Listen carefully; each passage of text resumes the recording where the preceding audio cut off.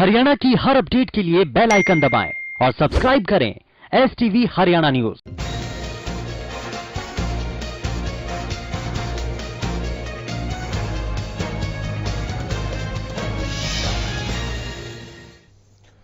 नमस्कार, आपका जिला आपकी खबर में आपका स्वागत है। मैं हूं गौरव कुमार पांडे। जल संकट प्रदेश ही नहीं विश्व की समस्या बनी हुई है। ऐसे में हरियाणा सरकार ने मेरा पानी मेरी विरासत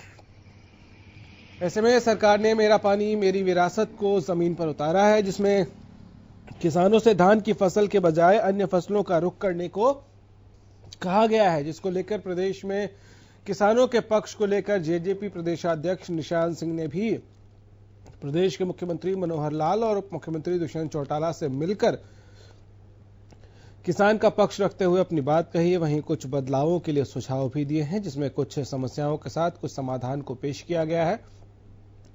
उनका कहना है कि कुछ क्षेत्र ऐसे हैं जहां पर मक्का और कपास की फसल नहीं हो सकती। वहीं उनका कहना है कि उनके सुझाव पर उन्हें मुख्यमंत्री की ओर से आश्वासन भी मिला है।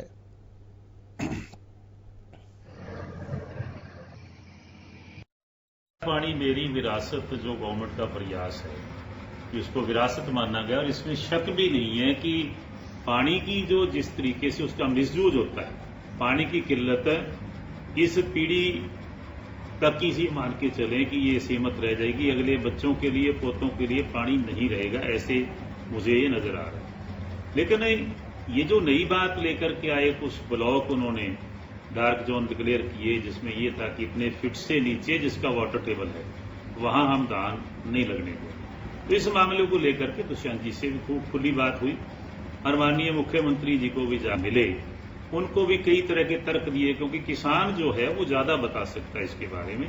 तो उनसे बात की कि आप बजाय इसके कि बिल्कुल पैडी हम लगानी बंद कर दें किसी ब्लॉक के अंदर, तो ऐसे ऐसे एरियाज हैं जहां पानी नीचा है, वहीं सारा गग्गर बेल्ट, और गग्गर बेल्ट की जितनी लैंड है वो सारी हैवी सॉइल है।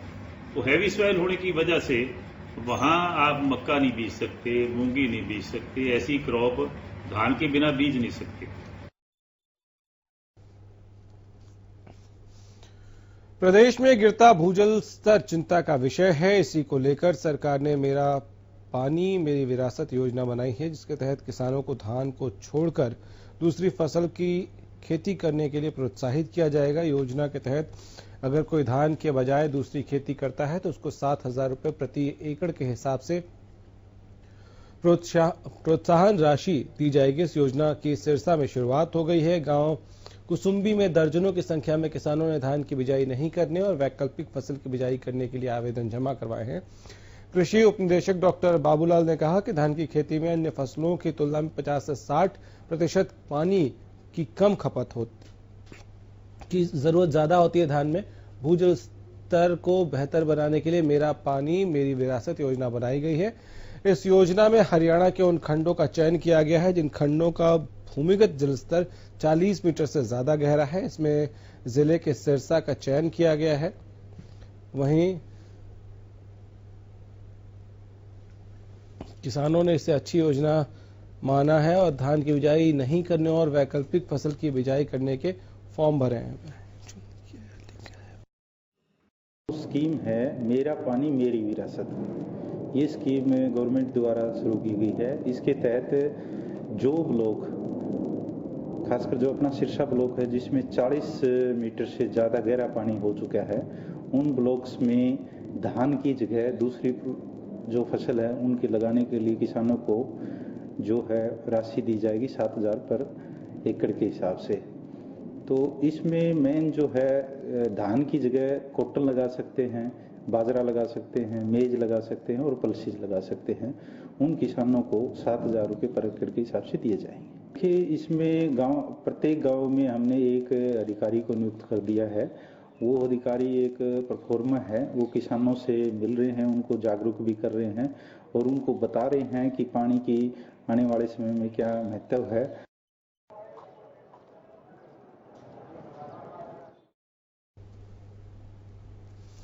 पूर्व सीएम भूपेंद्र सिंह हुड्डा के प्रदेश को लेकर उठाए गए सवाल पर शिक्षा मंत्री कंवरपाल गुर्जर ने कड़ी प्रतिक्रिया व्यक्त की है। मीडिया से बातचीत करते हुए कंवरपाल गुर्जर ने कहा कि बिजली का जुर्माना माफ कर दिया गया है। जिन्होंने बिजली इस्तेमाल की है उन्हें खर्च तो देना पड़ेगा और लोगों की ऐसी कोई मांग भी नहीं है। विपक्ष केवल सस्ती लोकप्रियता के लिए ऐसी बयानबाजी कर रहा है। उन्होंने कहा कि हरियाणा में पेट्रोल और डीजल के दाम हमारे आसपास से लगते राज्यों से काफी कम है। सरकार चलाने के लिए दाम बढ़ाने जरूरी थे, इसलिए बढ़ाए गए हैं।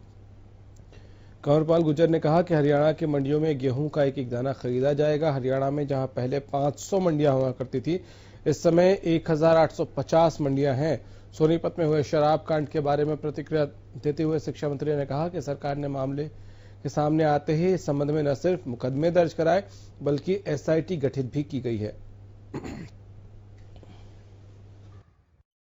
जो पेट्रोल के रेट है, मेरे ख्याल है हमारे आसपास के जितने भी स्टेट हैं, वैसे तो सारे देश में हमारे से ज्यादा ही रेट बढ़े हैं। सब जगह सब लोगों ने हमारे से ज्यादा रेट बढ़ाए हैं। हमारे रेट औरों के मुकाबले में कम बढ़े हैं, ज्यादातर प्रदेशों के मुकाबले में हमारे कम बढ़े हैं। और सरकार चलाने के लिए जरूरी है कि कहीं से एक जरिया हो। हमने तय किए थे, उनमें सरकार ने राहत दे दी है उसमें, और काफी राहत उसमें सरकार ने दी है। और कोई ऐसी ज्यादा जरूरत होगी तो उस पर दोबारा विचार कर सकते हैं, लेकिन वो राहत हमने दे दी है। पक्ष को पूरी उम्मीद ये थी कि हम नहीं खरीद सकेगी सरकार, तो सरकार ने कई गुना ज्यादा जितनी मंडियां थी उससे 3 गुना ज्यादा मंडियां और सरकार ने खोल के, जहां पहले 500 मंडियां थी, मेरा 1850 से भी ज्यादा मंडियां खोल के सरकार ने जिस प्रकार से गेहूं की खरीद की, तो मेरा ख्याल है विपक्ष के पास कोई प्रश्न बचा नहीं था। हिसार में बीएसएफ के एक जवान में कोरोना वायरस की पुष्टि हुई है। बीएसएफ जवान को अन्य 3 के साथ में 8 मई को दिल्ली से हिसार बीएसएफ कैंप भेजा गया था और उन्हें बीएसएफ ने ही अपने यहां पर क्वारंटाइन कर रखा था। अग्रोहा मेडिकल कॉलेज में चारों जवानों के सैंपल की जांच की गई, जिसमें से एक का सैंपल पॉजिटिव आया है। फिलहाल जवान को बीएसएफ कैंपस में ही रखा गया है। अब ये स्पष्ट नहीं है कि इस पॉजिटिव केस को हिसार में काउंट किया जाएगा या नहीं, क्योंकि इस जवान को दिल्ली से हिसार बीएसएफ कैंपस में भेजा गया था। आते ही इसे क्वारंटाइन कर दिया गया था और 43 वर्षीय जवान मूल रूप से ये आंध्र प्रदेश के रहने वाले बताए गए हैं।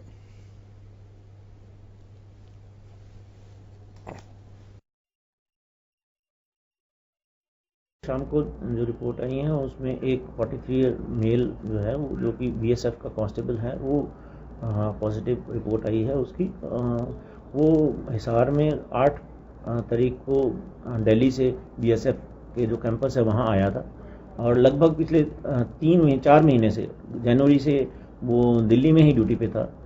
तो जब भी 8 तारीख को उसका उसी दिन सैंपल लिया गया था और उसको उसी दिन से क्वारंटाइन में भेज दिया गया था क्योंकि डाउट था कि वो दिल्ली ट्रैवल हिस्ट्री है और वो वहाँ पे हॉस्पिटल भी कहीं अपने इलाज के लिए गया था, तो इसलिए हाई सस्पिशन था। जो इनके साथ ट्रैवल किए थे दिल्ली से यहाँ पे 6 लोग वो सारे थे, सबके टेस्ट हो चुके हैं, सारे नेगेटिव हैं, उनको क्वारंटाइन भी कर दिया गया है। और दिल्ली में भी जो इनके कांटेक्ट हैं उनके भी वहाँ पे टेस्ट हुए हैं, वो भी वहाँ दिल्ली में भी जो हमें बताया गया वो नेगेटिव है। झुलाना के अलग अलग गांवों में सरपंचों के पास काम करने वाले प्रवासी मजदूर अब अपने घरों को लौटने लगे हैं। इन मजदूरों ने अपने रजिस्ट्रेशन जिला प्रशासन में करवाए हुए हैं, लेकिन 1 हफ्ता हो जाने के बावजूद इन्हें कोई सूचना नहीं दी गई है, जिससे परेशान प्रवासी मजदूर पैदल ही झुलाना से मध्य प्रदेश के लिए निकल गए, जिसके बाद रोहतक की सीमा पर इन्हें पुलिस ने रोक लिया और वापस बस में जुलाना थाने छोड़ दिया। लेकिन प्रवासी मजदूर वापस जाने को तैयार नहीं है और जुलाना थाने में बैठे हुए हैं।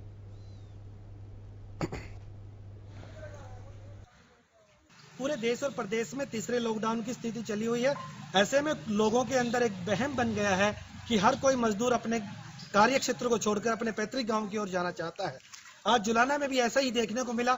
मध्य प्रदेश के रहने वाले कुछ प्रवासी मजदूर अपने घरों को छोड़कर अपने काम धंधे के स्थान को छोड़कर अपने पैतृक गांव की ओर पैदल ही निकल पड़े, जहां रोहतक पुलिस ने उन्हें रोककर वापस जुलाना के थाने में पहुंचाया। करीबन 50 मजदूर जुलाना थाने में छोड़ के गई है रोहतक पुलिस। और इधर जहां ये लोग काम करते थे, जुलाना पुलिस ने वहां के सरपंचों को बुलाकर उनके हवाले किया है और कहा गया है कि इनके खाने की व्यवस्था करी जाए। दूसरी तरफ मजदूरों का कहना है कि उनके रजिस्ट्रेशन कराने के बाद भी आज तक उनकी कोई सूद नहीं ली जाती और उन्हें उनके घर तक पहुंचाने का प्रबंध प्रशासन द्वारा नहीं किया गया। ऐसे में वो लोग पैदल जाने को ही मजबूर हैं। देखना होगा कि प्रशासन की जो व्यवस्थाएं हैं वो सही रहती हैं या मजदूरों की मजबूरी कि वो इसी तरीके से पैदल चलकर अपने घर की ओर पहुंचेंगे। जुलाना से जगमेल सिंधु, हरियाणा न्यूज। ब्रेक के बाद एक बार फिर से आपका स्वागत है। सोहना की 9 जगहों को कंटेनमेंट जोन घोषित किया गया है, जिनमें Gehlot Vihar, Javed colony, Pahad colony, Nat colony, ITI colony, Raipur colony, Shivkund, Thakurwada शामिल हैं। वहीं बालुदा गांव पहाड़ी एरिया बफर जोन बनाए गए हैं।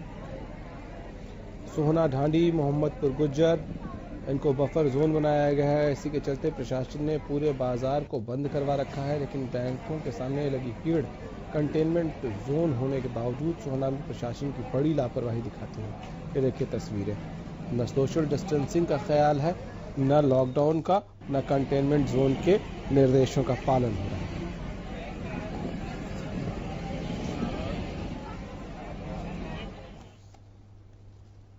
लॉकडाउन के नियमों का पालन कराने के लिए प्रशासन पूरी तरह से सख्त है। इसी को लेकर प्रशासन ने नियमों का उल्लंघन करने वाले 4 दुकानदारों की दुकानें सील कर दी हैं। साथ ही 7 दुकानों का चालान काटकर 3000 रुपए का जुर्माना भी लगाया गया है। पूरे मामले को लेकर BDPO अमित चौधरी ने बताया कि 9 मई को SDM डॉक्टर वैशाली शर्मा ने बाजार का निरीक्षण किया था। इस दौरान 4 दुकानदार लॉकडाउन के नियमों का उल्लंघन करते हुए पाए गए थे, जिसको लेकर SDM के आदेश पर सोमवार को कुछ जगहों पर सील किया गया है।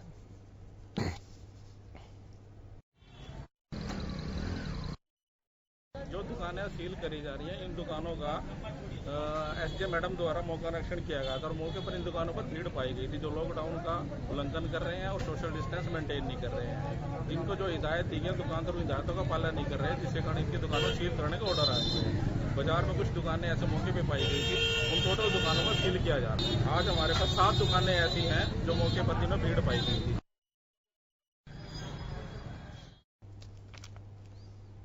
गिरते भूजल स्तर को देखते हुए प्रदेश सरकार ने मेरा पानी मेरी विरासत योजना लागू कर प्रदेश के कई ब्लॉकों में 50% धान लगाने के आदेश दिए हैं, जिसका रतिया में किसान विरोध कर रहे हैं। किसानों का कहना है कि अगर सरकार ने रतिया एरिया में धान नहीं लगाने देना तो किसानों को 50,000 रुपये प्रति एकड़ के हिसाब से मुआवजा दें और चेतावनी देते हुए कहा कि अगर ऐसा नहीं होता तो वो आने वाले दिनों में बड़ा आंदोलन करेंगे।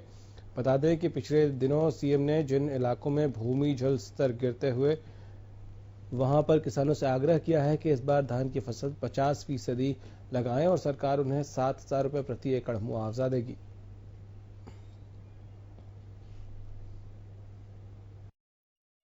जो दान पे रोक ये बिल्कुल गलत है। जहाँ किसान के पास कोई साधन नहीं है और हम घरों पे काले झंडे लगाएंगे और घर में काले पन्ने पाकर इसका विरोध करेंगे और किसान के पास कोई ऐसा नहीं, कोई और खेती नहीं कर सकते हम, कल दान की फसल हो सकती है। उस पर इतना बहुत कम पैसे से कुछ नहीं बनेगा।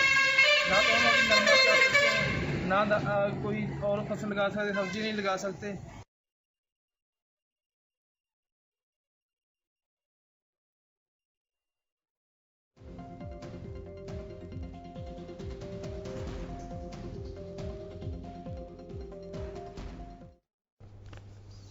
राय स्थित इंडस्ट्रियल एरिया में 1267 फैक्ट्री कंपनी में वेतन न मिलने के चलते श्रमिक सड़क पर आए और कंपनी प्रबंधन के खिलाफ जमकर नारेबाजी की। श्रमिकों ने प्रशासन से अपील भी की है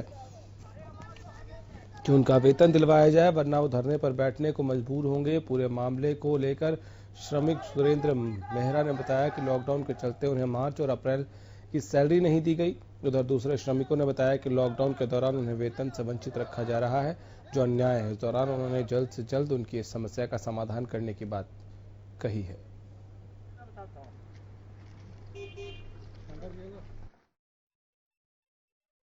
समस्या ये है कि सबको पता है लॉकडाउन हो रखा है, तो उस सरकार ने बोला है कि सबको जितने भी वर्कर है सबको सैलरी दी जाएगी। ये सरकार ने एडवाइजरी जारी रखी है। बट क्या है कि पिछले महीने मार्च की भी सैलरी इन्होंने 22 दिन की सैलरी दी। लड़कों ने फिर भी कुछ नहीं बोला ठीक है हम कंपनी के साथ हैं। बट कंपनी वाले क्या कर रहे हैं, अभी अप्रैल में कंपनी नहीं चली, अब उन्होंने जैसे परमिशन लेके हम सारे कंपनी में आने लग गए। अब हमने मांग करी कि हम अपना सारा जो खर्चा पानी दिया था कंपनी ने, शुरू में जो सैलरी आई थी उसने सबसे अपना काम चला लिया, किसी ने किराया का दिया, किसी ने कुछ। अब क्या है कि जब सैलरी मांग रहे हैं तो ये गाली गलौज कर रहे हैं और सैलरी नहीं दे रहे, बोल रहे हैं कि सरकार की तरफ से हमारे पास कुछ नहीं आया। उचाना के शाहपुर गांव का रहने वाला एक युवक कोरोना पॉजिटिव पाया गया है। बता दें कि युवक अपनी बहन के साथ मुंबई से लौटा था, जिसके बाद दोनों ने कल नागरिक अस्पताल जींद में अपना कोरोना टेस्ट करवाया था। युवक की रिपोर्ट पॉजिटिव मिली है, बहन की रिपोर्ट नेगेटिव है।